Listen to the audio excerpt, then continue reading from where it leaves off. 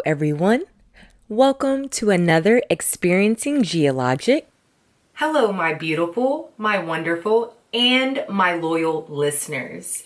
Welcome to another episode of Experiencing GhiaLogic. I'm your lovely host, GhiaLogic, and this is episode 255. Today, I'm going to get back to the basics and talk about understanding cultural competence. Okay, period. Cultural competence has definitely gotten me in some doors, put me in some rooms that if I was ignorant and didn't care about knowing about the world around me, I wouldn't be in those rooms and those doors would not have opened up for me. The reason I created this podcast is because I took a cultural competency course. It was a PR course at U of H during undergrad, and it changed my life. It showed me the world that we live in today. It's different. It's different. And if you think it doesn't matter at a collegiate level, it did. It 100% did. Let me let you guys know what I think in my head and why this is my passion and why all these thoughts and ideas that are inside of my head will one day make me so much money, because the world is new, it's different, it's innovative, and if we can all work together and somewhat understand and have a respect for each other's values and morals, the world would be a nicer, better, healthier place. All right, so first things first, what is cultural competency, right? Got my handy dandy iPad. Let's read. All right. So cultural competence is the ability to interact effectively with people from different cultures, understanding and respecting their beliefs, customs, and values. So this matters increasingly more than it did in the past because of our globalized society, because of the interconnectedness that we have to each other. Anything I post goes on YouTube, goes on Spotify, goes on Apple Podcasts, and I have listeners in Tanzania. I have listeners in India. I have listeners in Japan. So even though I'm all the way over here in Texas, someone all the way over here in Brazil could be affected and could listen to what I say, and it could negatively affect them. I would never want to do that. I would never want to affect anyone negatively by things that I'm saying on my podcast, right? So I need to be culturally competent. I need to know that our world is connected nowadays more than ever. And we have a diverse society. I'm working with people that may not be from Texas, that may not be from California, that may not be from the United States of America. I am interacting with people that are from other countries every single day of my life. All right, so there are a few components of cultural competence: awareness, knowledge, skills, and attitude. I think that awareness and attitude are the most important, right? So attitude, you need to maintain an open, non-judgmental attitude toward other cultures. Skills, develop the skills to communicate and interact effectively across cultures. Reasons why I've been learning Spanish my whole life and will eventually be fluent. Reasons why I am not embarrassed nor ashamed to speak Spanish to Spanish speakers when I'm out in public. No shame in my game. Let me practice with you. Por favor. I want to learn Vietnamese and I want to learn Latin. If I spend my money with these businesses and people from these backgrounds, I want to learn their culture. I do. Knowledge. Gaining a deep understanding of different cultural practices and perspectives. Awareness, being aware of one's own cultural worldview and recognizing personal biases and prejudices. So definitely attitude and awareness matters, because these stereotypes and these prejudices and these biases do play a part in everyone's minds, if you recognize it or not. It is what it is. The benefits of being culturally competent are improved communication, fostering inclusion, better decision making, building trust. How to develop cultural competence. Self-reflection. Encourage people around you, right? Encourage yourself, encourage your family, encourage your loved ones to reflect on their own biases and assumptions. Be an active learner. I suggest that you learn about cultures in different ways, whether it be from listening to podcasts, whether it be from traveling, whether it be from watching soap operas or animes on television, to attending cultural events, or even taking courses. Another way to develop cultural competence would be through empathy and listening. Old-fashioned way. Just have a heart. Just hear people out. And I think you should always seek diverse perspectives. You never know what you might learn hearing the devil's advocate, right? Or just a complete different perspective on a topic. I encourage you to actively seek out diverse opinions and perspectives in your daily life or at work.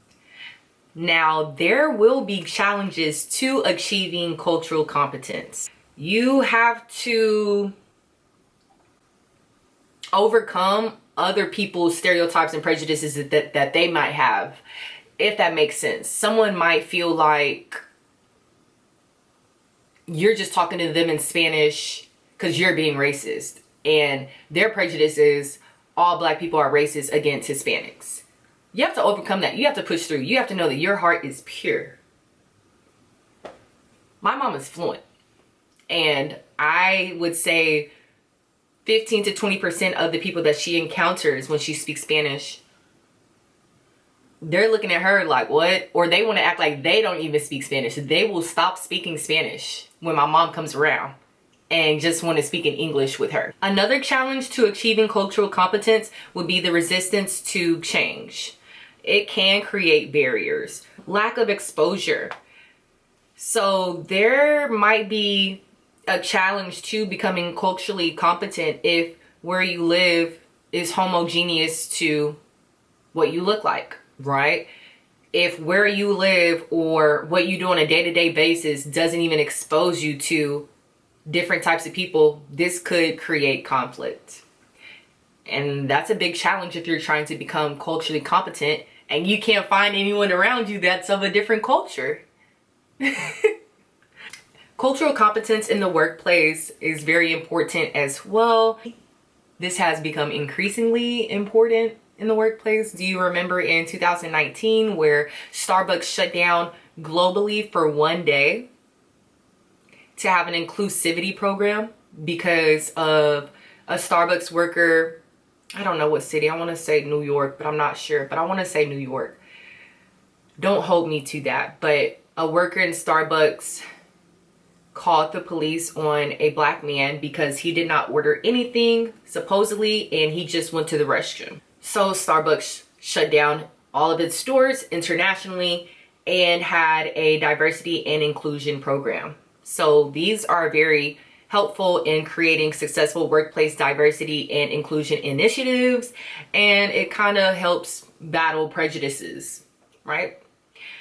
Global teams. So I think this is very important when having a business that you really want to succeed and strive, having a global team. So Nike has Nike North America, Nike South America, Nike Europe, Nike Asia. If you did not know that, now you do, right? And this is a reason why Nike has been so successful. They're not going to have the same PR and marketing towards Americans as they would someone in Africa.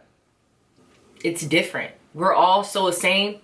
We're all so much the same, but we are all so much different. So global teams definitely are a big thumbs up, in my opinion, in the workplace, because if you want to build this big brand, this big business across the world, you're going to have to talk to every single country a little bit differently. Have good customer service and cultural sensitivity. And in your industry, cater to diverse populations. I think that case studies are excellent to read up on if you want to learn more about cultural competency and becoming cultural competent. Study. And that's what I did in undergrad. I studied. I learned about these things. And that's why it's so interesting to see how people so high up in the world are not culturally competent, right? But it just shows you how much propaganda is being pushed and money's being pushed out for these people and what the bigger agenda is for them. But if you want to be the best person that you can be from the inside out, Try to become culturally competent. Try to not be ignorant. Try to study other cultures. Try to put yourself in their shoes. It's great. It's refreshing. Okay? I think that joining multicultural groups, learning new languages, and seeking out this cross-cultural training is exciting, and it can't be anything but beneficial. It might be hard at first. It's hard to have those awkward conversations. It's hard to be on this side and that person's on this. Sometimes it is, yeah, but that's growing. Your mind is growing, and when you're in the gym and you're lifting weights and things like that, your muscles tearing to get that new muscle, to get ready for the new stronger muscle. It's fun to me. I like to learn. I like to grow. And I think that we need to have more of these uncomfortable conversations so we all can grow. Right now, we're a little bit stagnant in society, but everybody else knows so much about Americans.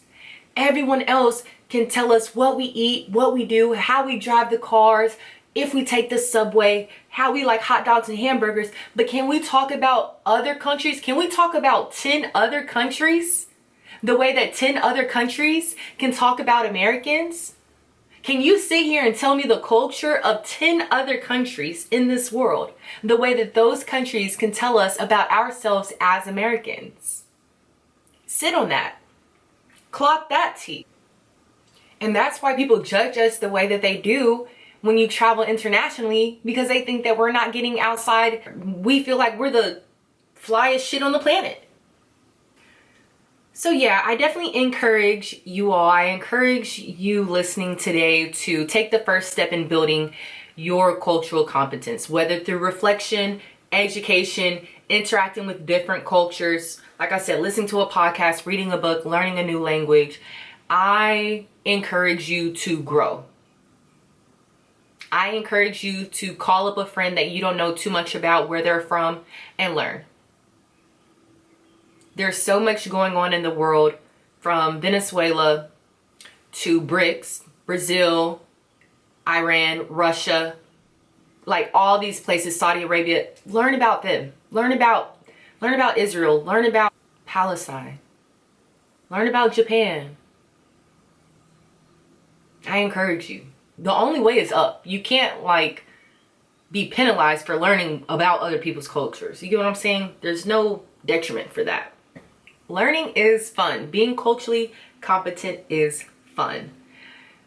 And that is all I have for today's episode of Experiencing GhiaLogic. Please subscribe on Spotify, subscribe on YouTube, follow me on Apple Podcasts.